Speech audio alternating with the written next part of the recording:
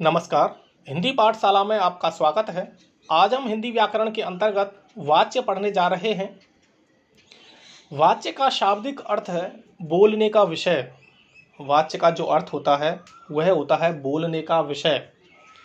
क्रिया के उस परिवर्तन को वाच्य कहते हैं जिसके द्वारा इस बात का बोध होता है कि वाक्य के अंतर्गत कर्ता, कर्म या भाव में से किसकी प्रधानता है। यानी कि क्रिया का वह बदला हुआ रूप जिससे हमें वाक्य के अंतर्गत कर्ता, कर्म या भाव की प्रधानता का बोध होता है कि कर्ता, कर्म या भाव में से किसकी प्रधानता है, इस बात का बोध होता है, उसे वाच्य कहते हैं। दूसरे शब्दों में, क्रिया के जिस रूपांतर से यह ज्ञात हो कि वाक्य में प्रयुक्त क्रिया का प्रधान विषय कर्ता, कर्म अथवा भाव है, उसे वाच्य कहते हैं। जैसे राम पत्र लिखता है, इस पहले वाक्य में क्रिया का संबंध कर्ता से है और इसमें कर्ता राम है। राम द्वारा पत्र लिखा जाता है। दूसरे वाक्य में इसमें क्रिया का संबंध कर्म से है क्योंकि ये कर्म प्रधान वाक्य है और इसमें कर्म पत्र है। तीसरा वाक्य तुमसे लिखा नहीं जाता। तीसरे वाक्य में क्रिया का संबंध ना तो कर्ता से है और ना ही कर्म से, इसका संबंध क्रिया के भाव से है। वाच्य के भेद। वाच्य के तीन भेद हैं, तीन प्रकार हैं: कर्तृवाच्य, कर्मवाच्य, भाववाच्य। सबसे पहले कर्तृवाच्य के बारे में पढ़ते हैं। जिस वाक्य में कर्ता की प्रधानता का बोध हो उसे कर्तृवाच्य कहते हैं। उदाहरण: रमेश केला खाता है, दिनेश पुस्तक पढ़ता है। तो आप इन वाक्यों में से समझ पा रहे होंगे कि इन वाक्यों में कर्ता की प्रधानता है और जिस वाक्य में कर्ता की प्रधानता का बोध हो यानी ज्ञान हो उसे कर्तृवाच्य कहते हैं। कर्मवाच्य। जिन वाक्यों में वाच्य बिंदु कर्ता ना होकर कर्म हो वहाँ कर्मवाच्य होता है। कर्तृवाच्य में कर्ता की प्रधानता होती है जबकि कर्मवाच्य में कर्म की प्रधानता होती है। इन वाक्यों में या तो कर्ता का लोप हो जाता है, जैसे ये दूसरा उदाहरण दिया हुआ है, रोगी को भोजन दिया गया। यहाँ पर कोई भी कर्ता नहीं है, यहाँ पर कर्ता का लोप हो गया है। रोगी को भोजन दिया गया लेकिन किसने दिया इस बात का पता नहीं चल रहा है, तो यहाँ कर्ता का लोप है। या उसके साथ से, द्वारा अथवा के द्वारा का प्रयोग होता है। जैसे कवि द्वारा कविता लिखी गई, तो इसको पहचानने का सीधा एवं सरल तरीका है कि इसमें से, द्वारा या के द्वारा शब्दों का प्रयोग होता है, वो भी कर्ता के साथ। जैसे कवि इसमें कर्ता है तो कवि के साथ द्वारा का प्रयोग किया गया है और इसमें जो क्रिया होती है वो सकर्मक क्रिया होती है। इसका पहचानने का सीधा एवं सरल तरीका है, इसमें सकर्मक क्रिया का प्रयोग किया जाता है। जिन्होंने भी क्रिया का वीडियो नहीं देखा है, सकर्मक और अकर्मक क्रिया के बारे में जो पढ़ना चाहते हैं, वो नीचे डिस्क्रिप्शन में जाकर क्रिया के लिंक पर जाकर वह वीडियो देख सकते हैं। उसमें आपको अकर्मक और सकर्मक क्रिया के बारे में पता चलेगा। दूसरा उदाहरण, रोगी को भोजन दिया गया। इसमें कर्ता का लोप किया जा रहा है। जब कर्ता ही नहीं है तो उसके साथ हम ना से आएगा, ना द्वारा आएगा और ना ही के द्वारा आएगा, लेकिन इसमें सकर्मक क्रिया का प्रयोग अवश्य आएगा। जिन वाक्यों में वाच्य बिंदु कर्ता ना होकर कर्म हो, यानी कि इसमें जो वाच्य बिंदु है वो कर्ता ना होकर कर्म है, यहाँ पर कर्म की प्रधानता है, इसलिए ये कर्मवाच्य है। तीसरा, भाववाच्य। जिस वाक्य में वाच्य बिंदु क्रिया हो, अर्थात जहाँ ना कर्ता की प्रधानता हो ना कर्म की, बल्कि जहाँ क्रिया का भाव ही मुख्य हो, उसे भाववाच्य कहते हैं। भाववाच्य के अंतर्गत ना ही कर्ता की प्रधानता होती है और ना ही कर्म की प्रधानता होती है, यहाँ पर क्रिया भाव की प्रधानता होती है। और दूसरी बात, इसमें जो क्रिया का प्रयोग किया जाता है वो अकर्मक क्रिया का प्रयोग किया जाता है, क्योंकि इसमें जब कर्म ही नहीं है, क्योंकि जो क्रिया होती है सकर्मक क्रिया वो कर्म के साथ ही प्रयुक्त की जाती है। उसके नाम से ही आपको मालूम हो रहा होगा, सकर्मक यानी कर्म सहित। और इसमें कर्म ही नहीं होता है, यानी कि ना कर्ता की प्रधानता ना ही कर्म की। जब कर्म ही नहीं है तो यहाँ पर अकर्मक क्रिया का प्रयोग किया जाएगा। दूसरा, भाववाच्य की क्रिया सदा अन्य पुरुष पुल्लिंग एक वचन में रहती है। और एक चीज़ और जानने की बात है कि इसमें जो क्रिया होती है वो हमेशा ही अन्य पुरुष पुल्लिंग एक वचन में रहती है, यानी कि अन्य पुरुष का प्रयोग किया जाता है, पुल्लिंग हमेशा पुल्लिंग में ही रहती है और एक वचन में ही रहती है। ये भाववाच्य को पहचानने का सीधा एवं सरल तरीका है कि इसमें कभी भी क्रिया बहुवचन में प्रयोग नहीं की जाती, हमेशा एक वचन पुल्लिंग और अन्य पुरुष में रहती है। उदाहरण, मोहन से टहला भी नहीं जाता, मुझसे उठा नहीं जाता।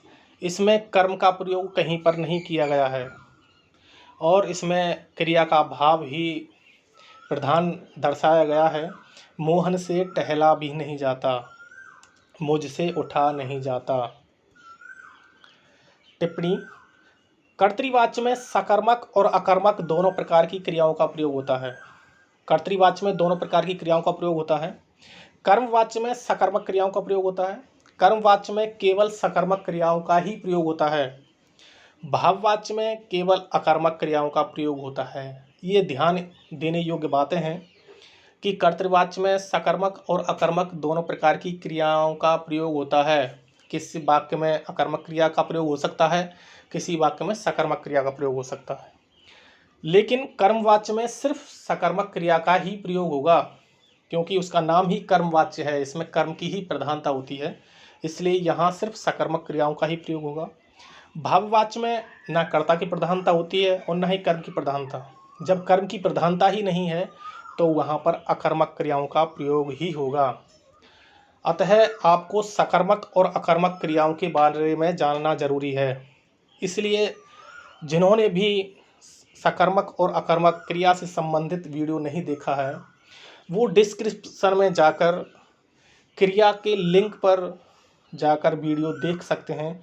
उसमें अकर्मक और सकर्मक क्रिया के बारे में विस्तार रूप में बताया गया है। वाच्य परिवर्तन, अब वाच्य परिवर्तन कैसे होता है, मेन चीज़ यह भी है कर्तृवाच्य से कर्मवाच्य बनाने की विधि, कि अगर कर्तृवाच्य से कर्मवाच्य में बनाना है तो किस तरीके से हम बनाएंगे। पहला, कर्तृवाच्य के कर्ता और कर्म की विभक्तियां हटाकर कर्ता के साथ से, के द्वारा या द्वारा लगाना चाहिए। यानी कर्तृवाच्य का जो कर्ता है उसमें जो भी विभक्ति का प्रयोग किया गया है उसको हमें हटा देना है और उसके साथ हमें से, के द्वारा या द्वारा में से कोई एक शब्द लगा देना चाहिए। ख, कर्तृवाच्य की मुख्य क्रिया को सामान्य भूतकाल की क्रिया में बदलकर उसके साथ जाना क्रिया का रूपांतरित रूप जोड़ देना चाहिए। और जाना क्रिया को जब हम बदलेंगे तो मुख्य क्रिया के लिंग, वचन और पुरुष के अनुसार ही उसको बदलेंगे। यानी कि जब हम कर्मवाच्य बनाएंगे तो सामान्य भूतकाल की क्रिया में बदल देंगे। जो क्रिया का प्रयोग किया गया है कर्तृवाच्य में उस क्रिया को हम सामान्य भूतकाल की क्रिया में बदल देंगे और उसके साथ जाना क्रिया का रूप जोड़ देंगे, बदलता हुआ रूप, और वो रूप बदलेगा लिंग, वचन, पुरुष के अनुसार। उदाहरण देखते हैं। बालक पत्र लिखता है, यह कर्तृवाच्य है। अब इसको हम कर्मवाच्य में बदलेंगे। बालक से पत्र लिखा जाता है, यानी कि बालक की जो विभक्ति थी, क्योंकि कर्ता कारक होता है, कर्ता कारक की विभक्ति ने होती है और इसमें ने का प्रयोग नहीं हुआ है, ये लुप्त है इसमें विभक्ति। लेकिन उसके साथ बालक के साथ हम कर्मवाच्य बनाएंगे तो बालक के साथ से शब्द का प्रयोग किया गया है। पत्र लिखा जाता है, इसमें जो क्रिया का रूप है वो वर्तमान काल की क्रिया है और उसमें बताया गया था जब हम कर्मवाच्य में बदलेंगे तो जाना धातु, जाना क्रिया लगा देंगे। इसमें जाता हमने लगा दिया है और उस जाना जो क्रिया है उसका अगर हम रूप बदलेंगे तो वो कर्तृवाच्य के लिंग, वचन और पुरुष के अनुसार ही बदलेंगे। तो पहले में आप देख रहे हैं बालक पत्र लिखता है, क्या लिखता है, पत्र लिखता है, तो इसमें एक वचन की क्रिया है। पत्र क्या है, इसमें एक वचन है और पत्र क्या है, पुल्लिंग भी है। तो इसमें जो क्रिया जाना के साथ हम वही सारे नियम लागू करेंगे। तो बालक से पत्र लिखा जाता है, ये कर्मवाच्य हो गया। दूसरा उदाहरण देखते हैं, माँ ने पुत्र को सुला दिया। इसमें ने विभक्ति का प्रयोग हुआ है कर्तृवाच्य के कर्ता के साथ। तो आपको बताया था कि ने विभक्ति का प्रयोग अगर हुआ है तो उसको हम हटा देंगे और उसके स्थान पर से, के द्वारा या द्वारा शब्द का प्रयोग कर देंगे। तो कर्मवाच्य बदलते समय ने को हमने हटा दिया है। माँ के द्वारा, उसके स्थान पर के द्वारा लगा दिया। पुत्र सुला दिया गया, पुत्र सुला दिया गया। और जाना की का जो रूप है, क्योंकि वो सुला दिया था यानी कि भूतकाल की क्रिया लगेगी, इसमें भूतकाल की क्रिया है दिया, तो जाना को भी हमें भूतकाल में परिवर्तित करना होगा। तो जाना का भूतकाल होता है गया। तो माँ के द्वारा पुत्र सुला दिया गया, एक वचन की क्रिया है क्योंकि पुत्र एक वचन है। क्योंकि इसमें कर्म प्रधान है तो क्रिया का जो रूप होगा वो कर्म के अनुसार ही बदलेगा। रमेश पतंग उड़ा रहा है। तीसरा उदाहरण देखते हैं, रमेश पतंग उड़ा रहा है, यह कर्तृवाच्य है। इसको कर्मवाच्य में बदलेंगे तो कि रमेश के साथ कोई भी विभक्ति का प्रयोग नहीं हुआ है, फिर भी हमें उसके साथ कर्मवाच्य बनाते समय से, द्वारा या के द्वारा शब्द का प्रयोग करेंगे। तो यहाँ पर द्वारा शब्द का प्रयोग किया गया है। रमेश द्वारा पतंग उड़ाई जा रही है। क्योंकि यहाँ पतंग स्त्रीलिंग है, इसलिए इसी के अनुसार हम क्रिया भी बदलेंगे। और जब स्त्रीलिंग है तो क्रिया का रूप भी स्त्रीलिंग में बदल दिया जाएगा। और जाना क्रिया का भी प्रयोग करेंगे। जब वहाँ पर वर्तमान क्रिया है तो यहाँ भी हमें वर्तमान में ही क्रिया का रूप रखना होगा। और रहा है, आ रहा है, तो इसमें भी रमेश द्वारा पतंग उड़ाई जा रही है। क्योंकि पतंग एक स्त्रीलिंग शब्द है तो स्त्रीलिंग शब्द के अनुसार ही क्रिया का रूप भी बदल जाएगा। तो ये कुछ उदाहरण कर्तृवाच्य से कर्मवाच्य बनाने के लिए हैं। आशा है कि आपको ये समझ में आए होंगे। नेक्स्ट, कर्तृवाच्य से भाववाच्य बनाने की विधि। पहला हमने देखा कर्तृवाच्य से कर्मवाच्य बनाने की विधि। अब हम देखते हैं कर्तृवाच्य से भाववाच्य बनाने की विधि, यानी कि उसका नियम क्या है। पहला, कर्ता के आगे से, द्वारा अथवा के द्वारा विभक्ति लगा दें, यानी कि वही सेम करना है जिस प्रकार हमने कर्मवाच्य बनाया था, उसी के अनुसार ये भाववाच्य भी बदलना है। दूसरा, मुख्य क्रिया को सामान्य भूतकाल की क्रिया के एक वचन में बदलकर उसके साथ जाना धातु के एक वचन पुल्लिंग अन्य पुरुष का वही काल लगा दें जो कर्तृवाच्य की क्रिया का है। पहला जो नियम है वो कर्मवाच्य और भाववाच्य का एकदम समान है, लेकिन जो दूसरा नियम है उसमें थोड़ा सा परिवर्तन है। उसमें भी सामान्य भूतकाल की क्रिया लगानी थी, कर्मवाच्य में भी, भाववाच्य में भी सामान्य भूतकाल की क्रिया लगानी है। उसके साथ भी हमें जाना धातु का प्रयोग करना था। भाववाच्य में भी हमें जाना धातु का प्रयोग करना है, लेकिन भाववाच्य में जो क्रिया होती है वो सिर्फ एक वचन में, पुल्लिंग में और अन्य पुरुष में ही होती है। भाववाच्य में जो क्रिया होती है जाना धातु के एक वचन, पुल्लिंग, अन्य पुरुष का ही प्रयोग किया जाता है। लेकिन कर्मवाच्य में कर्म के अनुसार जाना धातु की क्रिया का रूप बदल जाता है। अब भाववाच्य के कुछ उदाहरण देखते हैं। उदाहरण, राम नहीं सोता, ये कर्तृवाच्य का उदाहरण है। अब इसको भाववाच्य में बदलना है।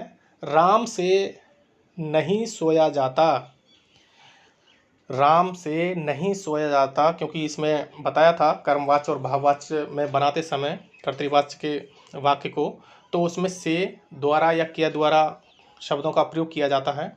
उसके बाद जो क्रिया होती है, क्रिया के साथ हमें जाना धातु का प्रयोग किया जाता है, जाना धातु को लगाना पड़ता है और उसके साथ उस क्रिया का हमें रूप परिवर्तन करना पड़ता है। लेकिन भाववाच्य में वह क्रिया एक वचन, पुल्लिंग और अन्य पुरुष में ही प्रयोग की जाती है।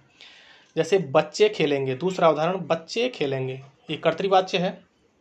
अब इसको हम भाववाच्य में बनाएंगे। देखो इसमें क्रिया बहुवचन की है, लेकिन भाववाच्य बनाते समय वह क्रिया एक वचन में ही प्रयोग की जाती है। बच्चों द्वारा खेला जाएगा, यहाँ पर द्वारा शब्द का प्रयोग किया गया। बच्चों द्वारा, क्योंकि बच्चे भी बहुवचन है, जो कर्ता है वो बहुवचन है, भाववाच्य में भी कर्ता बहुवचन होगा, लेकिन जो क्रिया है वो एक वचन पुल्लिंग में ही प्रयोग की जाएगी। बच्चे खेलेंगे कर्तृवाच्य था, भाववाच्य बच्चों द्वारा खेला जाएगा, क्योंकि इसमें इसका जो नियम है वो यही है कि जाना धातु के साथ एक वचन और पुल्लिंग का प्रयोग किया जाता है। तीसरा उदाहरण देखते हैं, लड़की आंगन में सो रही थी। लड़की आंगन में सो रही थी, ये कर्तृवाच्य है।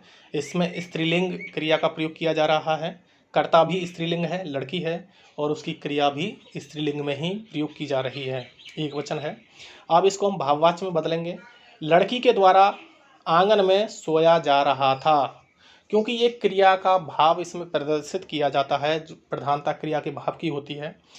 अगर कर्ता के अनुसार होती तो क्रिया भी कर्ता के अनुसार ही लगती, जैसे ऊपर कर्तृवाच्य में लगी हुई है, लड़की आंगन में सो रही थी। लड़की स्त्रीलिंग है, क्रिया भी स्त्रीलिंग थी। लेकिन भाववाच्य में ऐसा नहीं होता है, इसमें कर्ता की भी प्रधानता नहीं होती है, इसलिए कर्ता के अनुसार कोई भी क्रिया का प्रयोग नहीं किया जाएगा। इसमें कर्म की भी प्रधानता नहीं होती है, क्योंकि इसमें अकर्मक क्रिया का ही प्रयोग किया जाता है। तो इसमें जो प्रधानता होती है वो क्रिया के भाव की होती है। लड़की के द्वारा आंगन में सोया जा रहा था, यहाँ भी आप देख सकते हैं जो क्रिया है वो एक वचन और पुल्लिंग की ही प्रयोग की गई है। तो इसको भी आप आसानी से समझ गए होंगे, ऐसी आशा है। नेक्स्ट, कर्तृवाच्य बनाना। अब हम कर्मवाच्य या भाववाच्य से जब कर्तृवाच्य बनाएंगे तो ये एकदम उसके विपरीत है। जो अभी तुम्हें दोनों कर्मवाच्य और भाववाच्य बनाना बताया था उसके एकदम विपरीत हैं। उदाहरण, बच्चे से रोया जाता है, यह भाववाच्य है, तो इसका कर्तृवाच्य बनेगा बच्चा रोता है, क्योंकि से द्वारा या के द्वारा को हम हटा देंगे। जब हम कर्तृवाच्य में बदलेंगे वाक्य भाववाच्य या कर्मवाच्य का, तो उसमें से जो से द्वारा या के द्वारा शब्दों का प्रयोग किया गया है उनको हम हटा देंगे, और जाना धातु का जो प्रयोग हुआ है उसको भी हम हटा देंगे। बच्चे से रोया जाता है, इसका कर्तृवाच्य बनेगा बच्चा रोता है। दूसरा, सुरेश द्वारा कल पत्र लिखा जाएगा, ये कर्मवाच्य है। इसमें जो क्रिया है वो भविष्यकाल की क्रिया है, तो सुरेश कल पत्र लिखेगा, ये कर्तृवाच्य वाक्य बनेगा। धन्यवाद, आशा है आपको अच्छे से समझ में आ गया होगा।